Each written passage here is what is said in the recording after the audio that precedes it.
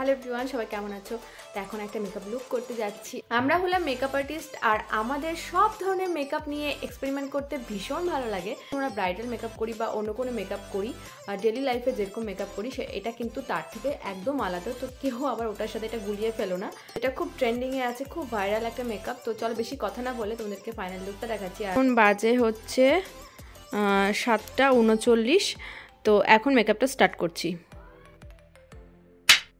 এখন আমি ফেসে অ্যাপ্লাই করে নিচ্ছি হচ্ছে টোনারটা অ্যাবজর্ব হয়ে যাওয়ার পরে অ্যাপ্লাই করছি হচ্ছে ময়শ্চারাইজার। এবার তোমাদেরকে বলি, তোমরা যে কোনো মেকআপের আগে কিন্তু স্কিন কেয়ারটা ফলো করো। আর শুধু মেকআপের আগে না, মেকআপের পরেও কিন্তু ভালো করে স্কিন কেয়ারটা করতে হবে, না হলে কিন্তু স্কিনের অবস্থা একদম শেষ হয়ে যাবে।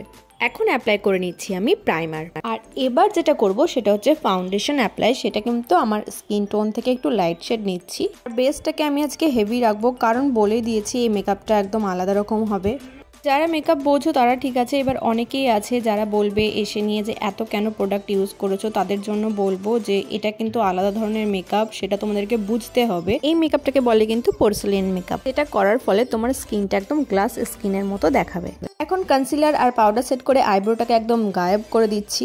আর মেকআপ করতে করতে এটা ভাবছিলাম, যদি এরকম হতো মানুষের আইব্রো থাকতো না তাহলে কেমন লাগতো বলো। বেসটাকে সেট করার জন্য ফেসেও কিন্তু পাউডার অ্যাপ্লাই করছি, আর তার সাথে সাথে আমার জামার চুল সব জায়গায় অ্যাপ্লাই হয়ে গেল। এরপরে আই মেকআপের পালা। আই মেকআপটা কিন্তু আজকে খুব লাউড হবে।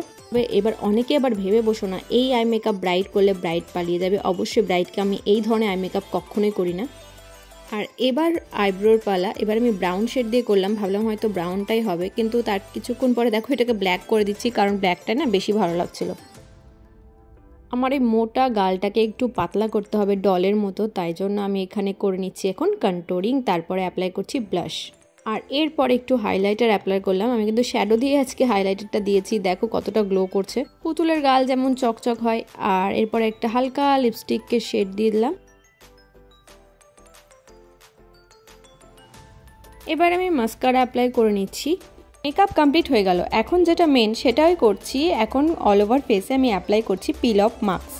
এটা না অ্যাপ্লাই করার পরে কিছুক্ষণ রেখে দিতে হবে, আর সবাই কিন্তু তাই করছিল, কিছুক্ষণ রেখে দিচ্ছিল, না হলে সেটা বোঝা যাচ্ছিল না।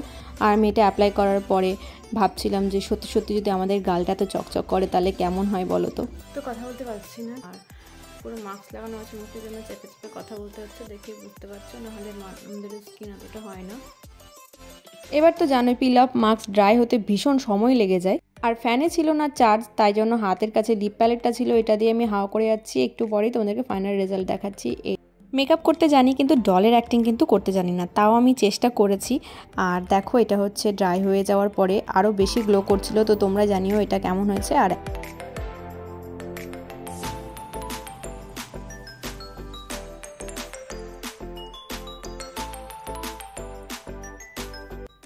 তো এই যে প্লাস্টিকের মতো স্কিনটাকে তুলে এখন ন্যাচারাল স্কিনটাকে বের করছি। না মজা করছি। এখানে পিল অফ মাস্কটাকে দেখো তুলে দিচ্ছি। আর মানুষের স্কিন কিন্তু কখনোই এরকম হয় না প্লাস্টিকের মতো, কিছু না কিছু কিন্তু প্রবলেম হবে স্কিনে, আর এটাই কিন্তু স্বাভাবিক। হ্যাঁ, আমরা যদি একটু ম্যানেজ করি তাহলে কিন্তু স্কিনটাকে একটু ভালো রাখতে পারি, ব্যাস এইটুকুই তফাৎ। আর এই পিল অফ মাস্ক তুলতে তুলতে আমার যে কত সময় চলে গেল তার ঠিক নেই। মেকআপের থেকেও মনে হয় এটা বেশি সময় নিল। যাই হোক, আলটিমেট রেজাল্টটা কিন্তু কেমন হয়েছে তোমাদেরকে জানাতে হবে। আর তোমরাও যারা যারা এই ধরনের ক্রিয়েটিভ মেকআপ ট্রাই করতে চাও অবশ্যই ট্রাই করো, কারণ যত এক্সপেরিমেন্ট করবে ততই কিন্তু তোমার নলেজ বাড়বে। তাই বলবো যে এক্সপেরিমেন্ট কিন্তু করতে থাকো।